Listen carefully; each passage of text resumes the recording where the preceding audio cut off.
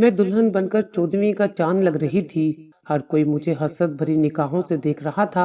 मैं खूबसूरत इतनी थी कि खानदान में बहुत से घरों से मेरे लिए रिश्ता आया था, मगर मेरे माँ बाप ने मेरा रिश्ता अनवर से तय किया था, जो मेरी खाला का बेटा था और शहर में किसी बहुत बड़ी कंपनी में जॉब करता था। कंपनी की तरफ से उसे गाड़ी भी मिली हुई थी। मैं लाल जोड़ा पहने अपनी बारात का इंतजार कर रही थी। अचानक मेरे कानों में आवाज गूंजी कि बारात आ गई है। बैंड बाजे और ढोल वालों की आवाज से ऐसा लगता था कि मेरे कानों के पर्दे फट जाएंगे। कुछ ही देर बाद मुझे स्टेज पर बिठाया गया, जहां अनवर पहले से बैठा हुआ था। और फिर मौलवी साहब ने जैसे ही निकाह के लिए रजिस्टर खोला तो अनवर को किसी की कॉल आ गई। कॉल सुनने के बहाने अनवर उठकर बाहर चला गया तो वापस ही ना आया। उसे गए हुए 3 घंटे गुजर गए थे। हर कोई उसे ढूंढ रहा था। अनवर का मोबाइल भी ऑफ जा रहा था। मेरा रो रो कर बुरा हाल हो रहा था। मैं रोती भी जा रही थी और सोच भी रही थी कि ये मेरे साथ क्या हुआ है। मेरा नाम कशमाला है और मेरे हुस्न के डंके पूरे खानदान में बजते थे। मैं अभी 16 साल की ही थी जब मेरे रिश्ते आने शुरू हो गए थे। खाला शुरू ही से मुझसे बहुत मोहब्बत करती थी और उनके बेटे अनवर की आंखों में मेरी ही मोहब्बत के दिए जलते थे। दुल्हन बने मेरा रूप देखकर लोग नजर उतारे बिना नहीं रह सकते थे। कहते थे कशमाला पर जी भर के दुल्हन का रूप चढ़ा है। मेरी सहेलियां मेरे हाथों में सुर्ख मेहंदी देखकर कहने लगी कि लगता है तुम्हारा मियाँ तो तुमसे गहरी मोहब्बत करता है। देख तो कैसा तेज रंग आया है। मैं शर्म से सुर्ख हो गई थी। ये कुछ देर पहले के लम्हात थे जिन्हें याद करके मैं रोई जा रही थी। मेरी बारात शाम 7 बजे की पहुंच चुकी थी, मगर अब रात के 9 बज चुके थे। मगर अनवर का कोई पता नहीं था कि वो कहाँ गया है। मेरे अब्बा ने मेरे छोटे भाई को खाला के घर भेजा कि जाकर पता करो कहीं अनवर वापस किसी काम से घर तो नहीं चला गया, क्योंकि सब मेहमान 2 घंटे से अनवर के इंतजार में बैठे हुए थे। मेरा भाई खाला के घर चला गया। पूरे आधे घंटे बाद लौटा। कहने लगा अनवर भाई तो वहां भी मौजूद नहीं है। सब हैरान थे कि अनवर को जमीन खा गई या आसमान निगल गया। अब तो 9 के 12 बज गए थे, मगर अनवर का कुछ भी पता ना चला। कहाँ चला गया था। खाला भी रोने लगी थी। अनवर के भाई भी उसे ढूंढ रहे थे, लेकिन वो कहीं ना था। हमारे घर औरतों की सरगोशियां शुरू हो गई थी कि लड़का भाग गया है, जरूर लड़की में कोई ऐब होगा, लड़के को जबरदस्ती उसके वालिदैन बांध रहे होंगे, या लड़के का कहीं और चक्कर होगा। गोया के जितने मुंह उतनी बातें थीं। मेरा दिल यूं था कि किसी ने मुट्ठी में लेकर दबोच लिया हो। फिर अचानक किसी ने बताया कि अनवर को तो अपनी गाड़ी में शहर की तरफ जाते देखा गया है। उसने आपको जानबूझकर रुसवा किया है। उसने आप लोगों से ना जाने किस बात का बदला लिया है। ये बात सुनकर मेरे वालिद को शदीद झटका लगा था। वो कहने लगे कि मेरी बेटी पाक दामन है, मुझे उस पर पूरा भरोसा है और मेरी बेटी की बारात आज ही मेरे घर से रुखसत होगी। अचानक मेरी फुफ्फो सामने आई और कहने लगी मेरा बेटा इजाज कशमाला की इज्जत रखेगा। तब सबकी रजामंदी से मेरा निकाह अनवर की बजाय इजाज से हो गया। मेरा तो दिमाग ही काम नहीं कर रहा था। मेरे अब्बू ने मेरा अंगूठा पकड़ा और निकाह नामे पर स्याही से छाप दिया। मैं अपने बेजान वजूद को घसीटते हुए किसी लाश की तरह से इजाज के साथ रुखसत होकर उसके घर चली गई। मेरे दिल में अब कोई ख्वाहिश नहीं रही थी। इजाज सारे खानदान में बदतमीज और बदमाश किस्म का लड़का मशहूर था। मुझे वो कभी भी एक आंख नहीं भाया था। मैं उस वक्त बैठी ये सोच रही थी कि अनवर क्यों मुझे छोड़कर चला गया। वो तो मुझसे बहुत मोहब्बत करता था, मुझे बहुत पसंद करता था। वो तो बहुत अच्छी आदतों का मालिक था। ऐसा तो ना था कि मुझे ऐसे वक्त में रुसवा करे। मेरी आंखों से आंसू बह रहे थे। जब इजाज कमरे में दाखिल हुआ तो उसने इतनी जोर से कमरे का दरवाजा बंद किया कि मैं हिलकर रह गई थी। तेज कदमों से चलता हुआ वो मेरे पास आकर बैठ गया। मैं घूंघट निकाले अपनी किस्मत पर आंसू बहा रही थी। बड़ी बेदर्दी से उसने मेरा घूंघट उठाया और कहका लगाकर कहने लगा बड़ी अकड़ थी ना तुझे अपने हुस्न पर। उसकी आंखें अपनी जीत से शर्मसार थीं। उसने मुझे बालों से पकड़ा और अपना चेहरा मेरे चेहरे के बिल्कुल करीब करके गुस्से से कहने लगा देख कैसे बेबस मजबूर होकर तू मेरी झोली में आ गिरी है। तुझे याद है ना वो दिन जब तूने मुझे थप्पड़ मारा था। अब देख मैं तेरा वो हशर करूंगा कि तू मौत मांगेगी और मैं तुझे मरने भी नहीं दूंगा। میں اس کی ضد بن چکی تھی۔ اچانک مجھے یاد آیا جب میری بہن کی شادی کو 1 ماہ ہی رہ گیا تھا، جب خاندان سے میرے لیے 2 رشتے بیک وقت آئے تھے، ایک پھپھو کے گھر سے اور دوسرا خالہ کے گھر سے۔ میرا جھکاؤ شروع سے ہی خالہ زاد انور کی طرف تھا، کیونکہ میری پھپھو مزاج کی بہت تیز تھی اور وہی اثر ان کے بچوں میں بھی تھا، اور جس لڑکے کے لیے وہ مجھے مانگ رہی تھی پورے خاندان میں وہ بدتمیز اور بد لحاظ مشہور تھا۔ مجھ سمیت خاندان کی سب لڑکیاں ہی اسے ناپسند کرتی تھیں۔ ابا کو بھی اجاز کچھ خاص پسند نہ تھا، اس لیے پھپھو کو یہ کہہ کر ٹال دیا کہ مجھے ابھی کشمالہ کی شادی نہیں کرنی، لیکن خالہ سے میرے رشتے کی حامی بھر لی۔ ہمارا ایک ہی خاندان تھا، اس لیے ایسی باتیں چھپی نہیں رہتی۔ میری بڑی بہن کی شادی پر جب سب خاندان والے اکٹھے ہوئے تو خالہ کی فیملی بھی آئی تھی اور پھپھو کی بھی۔ اجاز کی چال ڈھال بالکل بدماشوں جیسی تھی۔ رات کو جب سب لڑکیاں تیار ہو کر بارات کے استقبال کے لیے پھولوں کی پلیٹیں پکڑے صحن کے دروازے پر کھڑی تھیں، تب اجاز کی نظر مجھ پر پڑی تھی اور پلٹنا بھول گئی۔ میں گلابی رنگ کا شرارہ پہنے بہت ہی خوبصورت لگ رہی تھی۔ جیسے ہی بارات کی آمد شروع ہوئی تو ایک ہنگامہ سا مچ گیا تھا اور منجلوں کے بھنگڑوں نے محفل سجا کر رکھ دی تھی۔ لڑکیاں بھنگڑے دیکھ کر تالیاں بجا رہی تھیں۔ اسی وقت اجاز میرے پاس آیا، کہنے لگا کہ تمہیں میری اماں کمرے میں بلا رہی ہیں۔ بارات کا ہنگامہ عروج پر تھا۔ میں نے پوچھا پھپھو کس کمرے میں ہے؟ اس نے کونے والے کمرے کی طرف اشارہ کیا جو اسٹور کے طور پر استعمال ہوتا تھا۔ میں ادھر چلی گئی۔ اجاز بھی میرے ساتھ چلا آیا۔ کمرے میں نہ پھپھو تھی نہ ہی کوئی اور۔ میں جیسے ہی پیچھے کو پلٹی تو اجاز دروازہ بند کر چکا تھا۔ میں نے کہا یہ کیا بدتمیزی ہے، تم مجھ سے جھوٹ بول کر مجھے یہاں لائے ہو؟ کہنے لگا جھوٹ تو تمہارے باپ نے بھی میری ماں سے بولا تھا کہ وہ تمہارا ابھی رشتہ نہیں کرنا چاہتا، اور پھر تمہاری خالہ کے مانگنے پر اسے ہاں کر دی۔ دیکھ کشمالہ، شادی تو میں تجھ سے ہی کروں گا۔ اگر تیرے باپ نے سیدھے طریقے سے رشتہ نہ دیا تو میرے پاس اور بھی بڑے طریقے ہیں، اس لیے تجھے سمجھا رہا ہوں۔ اپنے اماں ابا سے کہہ کہ اب بھی وقت ہے، وہ تیرا رشتہ میرے ساتھ کر دیں۔ مجھے اس کی اس اکڑ پر بے تحاشا غصہ آیا تھا۔ میں نے ایک تھپڑ کھینچ کر اس کے منہ پر دے مارا اور اسے پیچھے کر کے کمرے سے باہر نکل گئی۔ میرے اماں ابا نے میری بہن کے ولیمے پر ہی میرا رشتہ انور سے پکا کر دیا تھا، جو میرا خالہ زاد تھا۔ میری پھپھو اور اجاز تو یہ سنتے ہی وہاں سے واپس چلے گئے تھے۔ میں نہیں جانتی تھی کہ اس نے انور کے ساتھ کیا کیا تھا جو وہ شہر بھاگ گیا تھا، لیکن میں سمجھ گئی تھی کہ سارا کیا دھرا اجاز کا ہی تھا۔ میری وہ رات ایک کربناک عذاب کی نظر ہوئی تھی۔ اجاز نے سگریٹ سے میرا چہرہ داغدار کر دیا تھا۔ صبح آئینے میں اپنا عکس دیکھ کر ڈر گئی تھی۔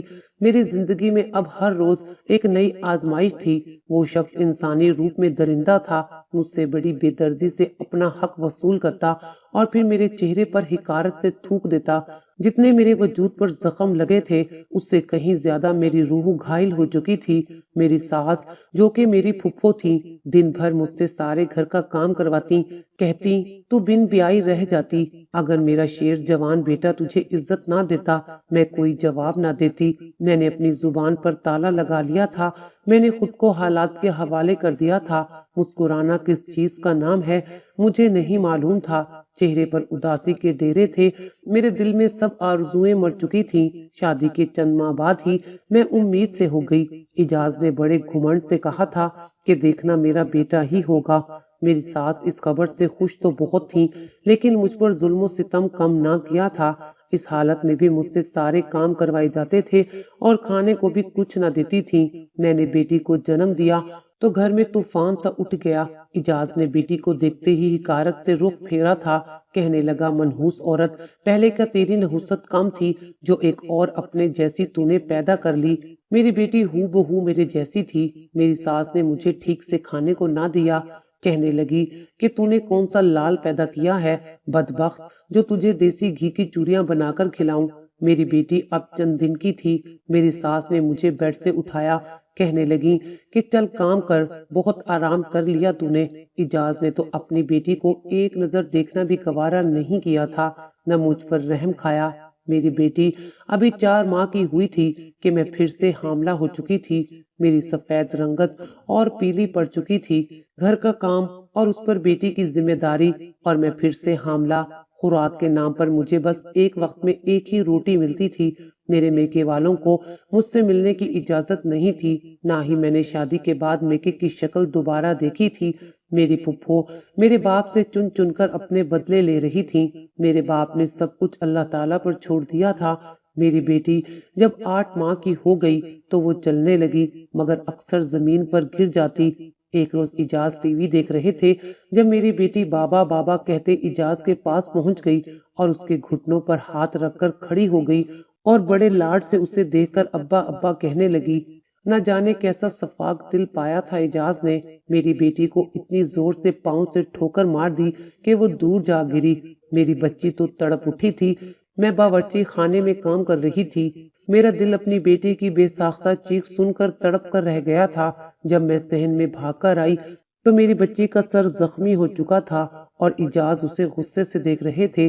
نیچے گرنے کی وجہ سے میری بیٹی کے ہاتھوں پر مٹی لگ گئی تھی۔ اجاز کے سہارے سے کھڑی ہونے کے باعث شاید ذرا سی مٹی اس کے کپڑوں پر لگ گئی تھی اور اس نے ایسی بے دردی کا مظاہرہ کیا کہ اپنی بچی کو سینے سے لگا کر میں خود ہی بلک اٹھی تھی۔ حالانکہ اجاز کے مظالم سہ سہ کر میرے آنسو خشک ہو چکے تھے، لیکن میں ایک ماں کا دل اپنے سینے میں رکھتی تھی۔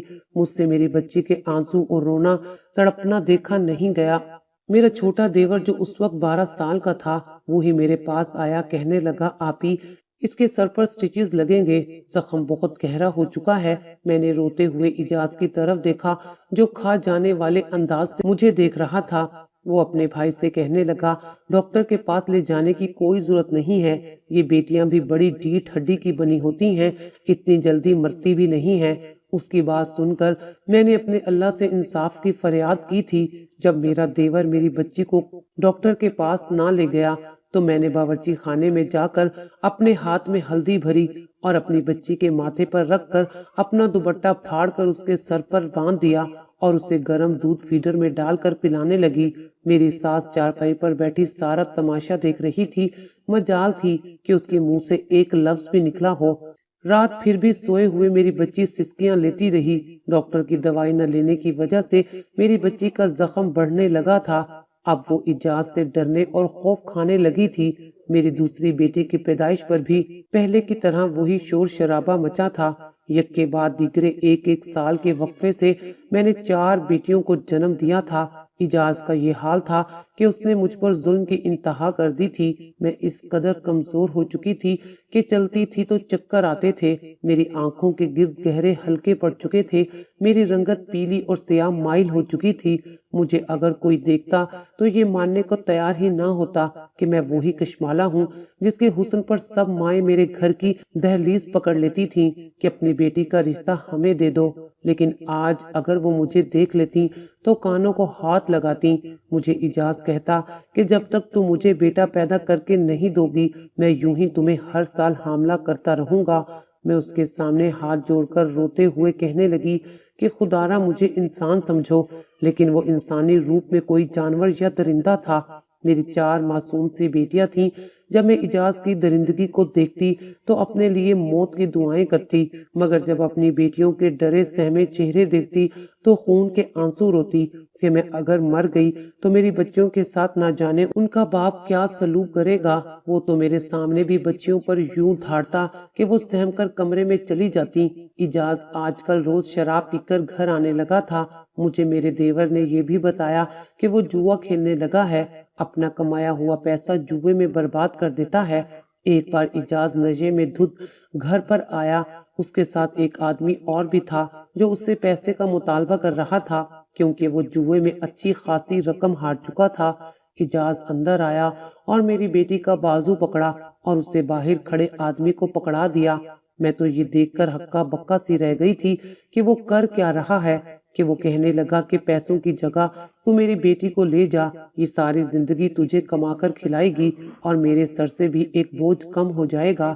یہ سن کر تو میری جان ہی نکل گئی۔ میں فوراً سے بھاگ کر گیٹ کے پاس چلی گئی، اس آدمی کے سامنے ہاتھ جوڑنے لگی، میری بچی کو اپنے ساتھ نہ لے جاؤ، میری معصوم سی چھوٹی بچی میرے بغیر نہیں رہ سکتی۔ اس شخص نے مجھے پیچھے دھکیلا اور بچی کو گود میں بھر کر لے جانے لگا۔ میری بچی رونے لگی تھی۔ میں نے اس شخص کے پاؤں پکڑ لیے کہ میری بچی کو چھوڑ دو، لیکن وہ میری بچی کو اپنے ساتھ لے گیا۔ میں نے اجاز کو مارنا شروع کر دیا کہ میری بچی واپس لا کر دو۔ اجاز نے مجھے دور دھکا دیا کہ میرا سر چارپائی کے پائے سے جا ٹکرایا۔ زوردار ضرب کی وجہ سے میرا سر زخمی ہو چکا تھا۔ مجھے اجاز سے نفرت ہونے لگی تھی۔ شاید نفرت بہت چھوٹا لفظ تھا۔ میرا جی چاہتا تھا کہ میں اس کو مار ڈالوں، اس کے ٹکڑے کر دوں۔ مجھے ہر وقت اپنی بچی کی یاد آتی رہتی تھی۔ 5ویں بار جب میں حاملہ ہوئی تو میری ساس مجھے ایک دائی کے پاس لے گئی۔ اس نے کہا کہ دیسی گھی میں کچا انڈا ڈال کر اپنی بہو کو کھلا دے، پھر دیکھنا بیٹا ہی ہوگا۔ یہ سن کر مجھے گھبراہٹ ہوئی تھی۔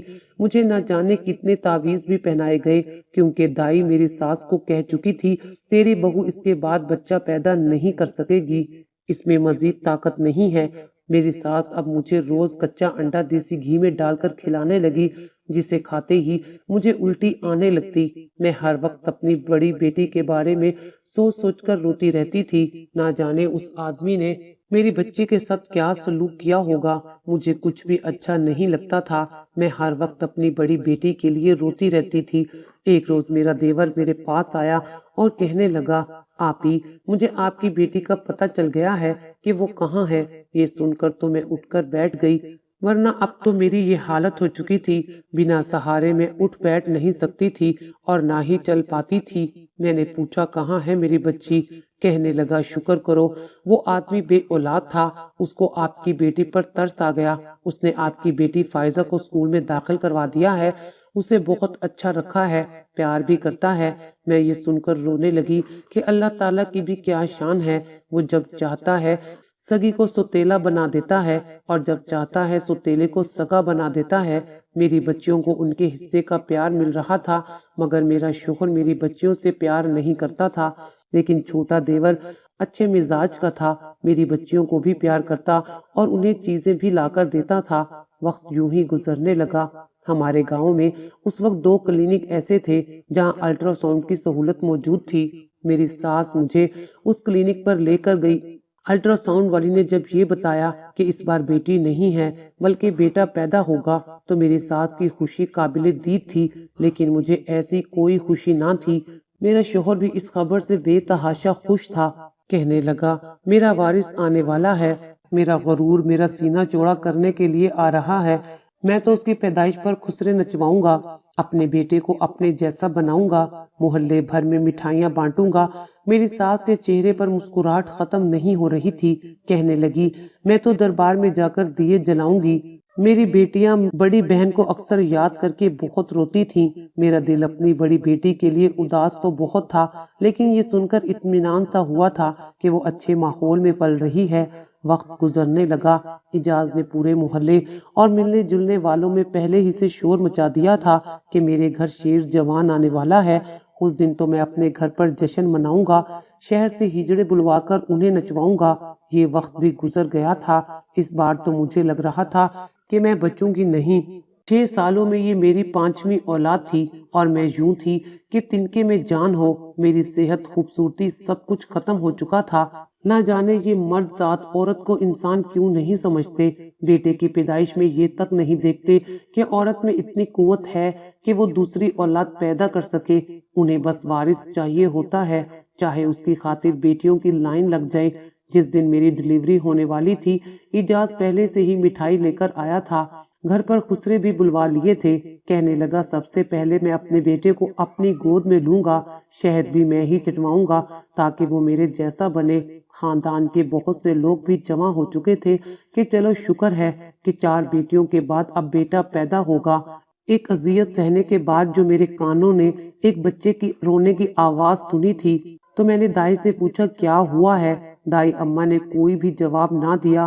میں سمجھ گئی کہ اس بار بھی بیٹی ہی ہوئی ہوگی۔ ہر بار دائی اماں میرے سوال پر یوں ہی خاموشی اختیار کرتی تھی۔ میں نے اپنی آنکھیں بند کر لیں۔ اب پھر سے میرے لیے ایک نئی اذیت تیار تھی۔ نہ جانے مجھے بیٹی پیدا ہونے پر کون سے ظلم سہنے پڑیں گے۔ اس نے بچے کو نہلا کر کپڑے پہنائے۔